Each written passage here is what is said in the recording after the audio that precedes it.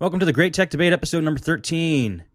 We're starting a little bit late. Technical difficulties, as usual. And we're here now, though, and we got two people online with us. We have Paul Ayala, who is from KaranteOnline.com. What's going on, Paul? Not much. Just the highlight of my day right now. Oh, good. I'm glad to hear it. And Steve D'Amico is with us, and he's from smdcomputer.net and also co-host of Nuts at Night. Hey, Steve. Hey. And I'm Steve Cherubino, and this is the Great Tech Debate. What we do is we go around, each person brings a debate topic to the table, and we debate about that until we are exhausted with that topic, and then we go to the next one. So let's start with Paul. Paul, what's your debate topic for today? Okay, I had a hard time choosing. I had several ideas, but I think what I'm settling on is something that came up on the forums briefly yesterday. And basically, it's online web apps versus installable software. Ooh, that's good. Yeah, it has advantages and disadvantages to both sides, and which we think will eventually win out in the future of computing. That's something to think about. What do you have to say on it? Well, I personally find that I am moving more and more towards web apps. I've talked before about Google Apps. They offer a lot of different online services for entertainment. There's a lot of sites as well, such as Hulu and Lala and other.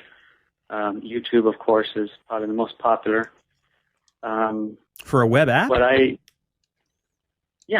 consider that web apps because it's something that you don't have to install on your system, but yet you can use for a long period of time, and it's online, it's up in the cloud, and it's moving into media as well. Right. But I consider it a web app. At least that's the way I use it. I get you.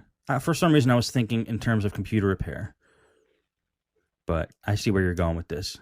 Well, as far as computer repair goes, probably the only online useful stuff right now would be the online scanners. But I personally, that's one area where I prefer a software app. Right. Because I just don't think that any online scanner is going to get deep into your OS the way an installed software is, or one that you run outside the system. If you're running an online scan, you have to be logged on and you have to be running a browser.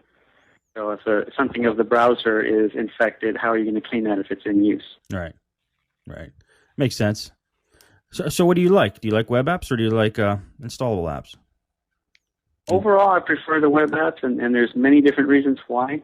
But for the most part, most of the time, and I'm sure every tech will say this, that a lot of the problems are with their clients is that they don't take the time or just don't want to mess with updating their programs.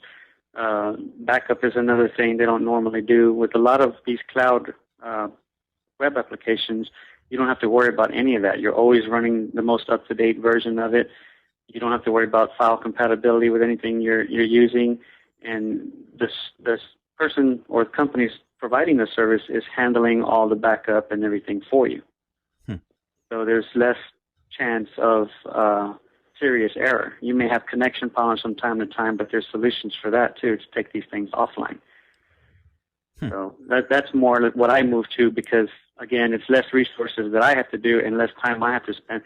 Seems like every time I start up my computer, there's 2 or 3 apps that are telling me there's updates available. And I have to take the time to do that before I can get to the work that I want to do. Yeah. Yeah, how annoying is that? Especially for users that aren't very tech savvy. I mean, I can't tell you how many times I've been to people's houses and I boot up their system and there's a Flash update, there's an iTunes update, then there's another update, then there's Windows updates, and there's all these updates. And then what they do is they just Java updates. Sometimes it's serious stuff, and they click cancel. They just don't want to deal with it, and that's not, of course, not good. It's not good. Not good. You know what I like? You know what I like, and this is a tough one for me because I hate doing things from the browser. I hate running applications from the browser. I don't like running things from the browser. So the ideal application for me, and I hope they get it like really off the ground, and maybe some other companies jump in on this, is Adobe Air is a killer platform because it's like you're running an application on your system, but you're basically running it from the web, and it doesn't involve the browser. You know what I mean? Have you guys used Adobe Air? Yes, I have. That's my ideal scene, running applications like that, where they're running from the web without being in a browser. Because it just does, the browser's just not real intuitive as far as applications go for me. It's meant for browsing the web for me, and that's what it's got that feel. If you run, and I guess one of the main things is too is with Adobe Air, you lose the back and forward buttons and the URL address bar, and that doesn't have to take up real estate on your screen when you're running Adobe Air because it's just running the app. It's just doing one thing. It's not trying to be a browser. So like if I run Pandora from Adobe Air, it's just Pandora. You don't see the browser. If I run I don't think I run many other applications on Adobe Air, but that's what I like, and I like web rather than installable too, Paul. But if they could all be like Adobe Air-ish, that would be sweet.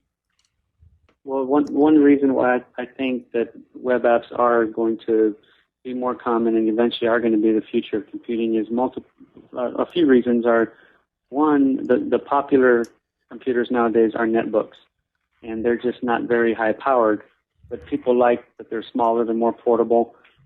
They just don't, they have the Atom processor. They're not capable of more complex tasks. If you put Office on it, it's going to slow down, a lot, and a lot of people end up returning those laptops or doing something else with them, those netbooks, because they just can't run those things.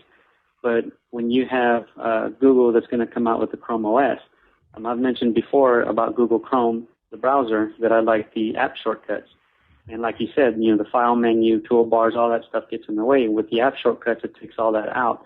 And if the web service or app is designed in the browser to be very user-friendly, it works. I use a lot of my web apps and services through Google Chrome. And you imagine now when the Google Chrome OS comes out, and there's a lot of confusion over exactly how that's going to work, but it's exactly like you're talking about. Imagine Google Air type programs running on that very slim OS. And like you said, it's like running a web app except without the browser. The entire OS is your interface. Now, what are you running? An add-on to your browser that does basically what Adobe Air does? No, it's just the functionality of Google Chrome. You can go to any, like Hulu, for instance, or even Gmail or Calendar or any of those Gmail services. And there's an icon up in the right, and you tell it to make an app shortcut. And you can put it'll put it in your start menu, your quick launch toolbar, or your desktop, or you get to choose where you want it. And you're now just that one icon away from going back to that site in a very, you can have it go full screen or however you want, but it automatically removes the address bar and the file menu, all the toolbars and everything at the top. It does. Google Chrome. Man, I got to check that out. Steve D'Amico, what do you think about, what do you